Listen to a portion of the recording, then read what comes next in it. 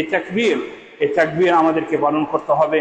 এবং ইবনে উমর, আবু হুরায়রা এবং অন্যান্য সাহাবা রাদিয়াল্লাহু আনহুম আজমাইন তারা এই দিনগুলোতে বাজারে বের হতেন এবং তারা তাকবীর দিতেন এবং মানুষরা তাদের তাকবীরে সেই তাকবীর শুনে তারা কি করত? তাকবীর দিত।